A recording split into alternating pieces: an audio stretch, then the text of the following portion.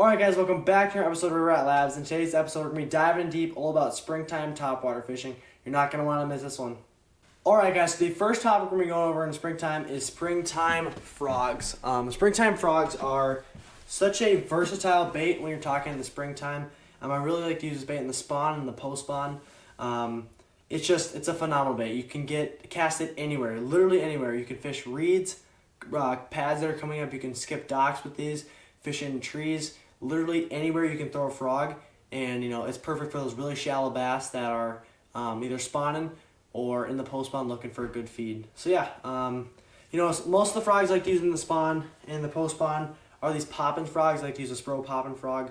The reason being is the poppin' frog just displaces a ton more water versus like a traditional frog, like I'll pull it out here, like a normal Spro. If you think of the difference here, you got the black, normal Spro with the boat, what do you call it? I guess just looks like a boat coming on it, so it walks really well back and forth and it goes through cover. But here you got the poppin' frog. It also walks really well, but also displaces a ton more water versus the normal walking bait. So yeah, those are really like the two baits I like to use. Really a situation based on those, but for the springtime, I really love using the popper frog. Again, walks really well, displaces a ton of water, creates a lot of commotion. The bass love that in the springtime. So the setup is just a normal frog setup. I got the SLX XT reel, 40-pound braid, 7.3 heavy. Anything from 7.3 heavy to 7.6 heavy works really well for frogs. You can really bob back there with a 7.6. That's nice about the longer rod. But I like walking it. When you're walking the frog, it's nice to have a shorter rod as well. It's really personal preference on that. But yeah, really, the colors are really keep it simple with the frogs. I have a ton of frogs in my frog box, but if you were to have picked 3 colors, I would pick, for poppin' frog especially, I would go with, a classic white, a classic black, and then like a bluegill color. Really, if I'm starting off, I'm going to throw the black or the white. It doesn't really matter which one. Well, it does matter. If it's a sunny day with some clouds, I'll like to mix in a black frog. If it's a cloudy day, I like to mix in a white frog. Really looks at the contrast and the water clarity, all that kind of things factor in that. And the time I'll throw in the bluegill frog is when I know they're feeding on bluegills. During the spawn, this is a great option. When they're looking up at the bait, they think it's a bluegill about to attack their nest. They'll eat it then. Also in the post spawn when they're on the bluegill beds, this is a great option for that as well. So yeah, really those 2 baits are the perfect ones to have here in Minnesota north for frog fishing in the spring. Some of the locations I like to use for frogs are, again, in the back of bays where bass are spawning and bluegill are spawning. That's a really good spot to locate them. When you're fishing reeds and pads that are coming up, that's a really good time to throw the topwater frog, so you don't get stuck with like a popper or anything else, which we'll talk about later in the video. And docks, you can skip docks with frogs. Really, anywhere you want to up shallow, you can put a frog. So yeah, that's frog fishing for you in a nutshell in the spring. But let's move on to topwaters with treble hooks now. So yeah, let's get right into that. Okay guys, so by far the best technique in the spring for topwater, in my opinion, up north is the good old classic popper. The popper of choice I like to use is the Storm Arashi cover pop. As you can see right here, I've done some mods. I've added a red treble hook in there. But yeah, Storm Arashi cover pop. For some reason, this bait just gets a lot of bites and you can walk it really well. I'm a big walking bait kind of guy. I don't really like the classic poppers. You have to plop them and then like bloop water. This bait I can really walk it. It's a longer popper. I can walk it and it spits while I'm walking. So yeah, that's pretty much the popper for you. But I'm really throwing this bait in the springtime and the post spawn on bluegill beds. Very specific. So I've got a whole ton of these popper color topwaters, and I'll throw this around the bluegill beds. And this is really in the morning when they're on the bass are up on the bluegill beds. This bait is super deadly. I've caught so many big fish and so many fish on this bait in the bluegill spawn.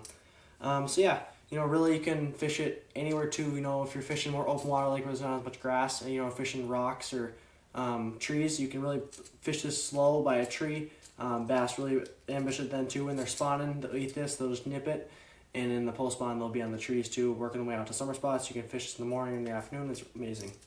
So yeah, that's kind of the popper for you in a nutshell. Now let's get into the baits I have tied on my rods now, and that's walking baits and some other baits there too that are a little different. Okay guys, for the walking baits, really, I like to keep it simple with the walking baits. Sorry for the noise. I like to use one of the walking baits. I normally carry a bone-colored walking bait and then sort of like a minnow-colored walking bait, as you can see right here. My favorite walking bait is the Strike King Sexy Dog Jr. just gets a lot of bites, and that's just one I've used forever. So, but yeah, that's just kind of fish your favorite walking bait kind of deal there. But yeah, really I'm fishing the walking bait, not so much in the spawn, but more in the post spawn leading out to summer, really late spring, when the fish are just starting to pull up on points. I can really bomb that bait and work it really aggressively when they're schooling on the bluegill beds or schooling just on bluegill in general that are out deeper. So that's kind of like a deeper topwater bait I like to throw, but I really don't throw that one as much in the springtime or in the summertime in the fall when they're feeding on bait. But yeah, if you got a shad spawn kind of thing, that's a really good bait. Sometimes some guys on the river, they do a shad spawn, so I think that's a great time for a topwater like that. Another alternative to that is the bait called the evergreen shower blow. Give me one moment. Anyway, there's a bait called an evergreen shower blow. As you can see, it's like a popping topwater. So yeah, that bait is amazing for smallmouth and for largies. This bait I've caught so many fish on already, just this one bait. But yeah, anyways, normally again I keep it simple with the bone color and the minnow color. So yeah, that bait is awesome. It's basically a spook but with more erratic like spit when you walk it. When you're walking, it goes spit water each side when you walk it. So yeah, that's kind of the topwater spook in a nutshell. But now let's get into the wake bait and the hybrid hunter, which is a new one for me.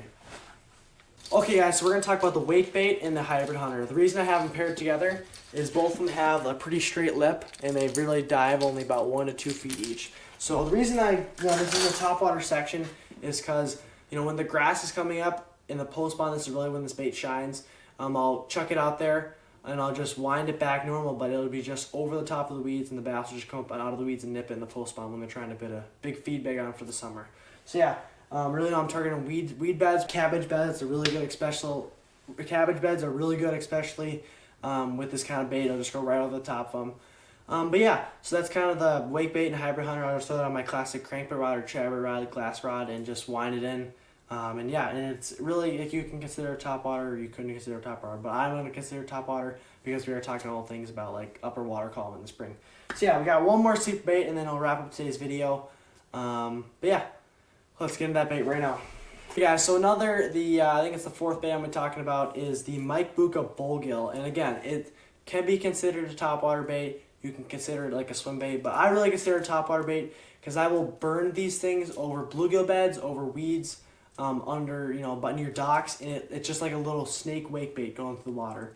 So yeah, I really, really love this bait. When it comes to bluegill spawn, I'll burn it around bluegill beds, and the bass will just hammer it. So yeah. Especially the shallow bluegill beds, you can really throw this in the morning, and it just literally looks like a bluegill just zigzagging through the water, and it just creates such an erratic top motion, of course. It looks like a snake in the water, and these, the ribs in here, there's a lot of ribs, so it moves. Crazy action. If you never had one of these, I definitely recommend trying them. But yeah, so that's kind of that technique. It's really kind of slept on technique. I don't really hear a lot of guys talking about it, but yeah, the Mike Buka Bluegill on the bluegill beds and near bluegills. But yeah, that wraps up today's video of the topwater in the spring. Went over frogs, poppers, spooks, our sleep baits like wake baits and Mike Buka Bluegills. All those baits will work really well for you in the springtime, in the spawn and the post spawn.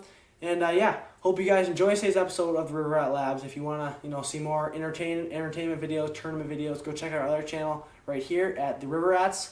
And yeah, go hit that subscribe button and make sure to turn on notifications. We'll catch you on the next video. Peace.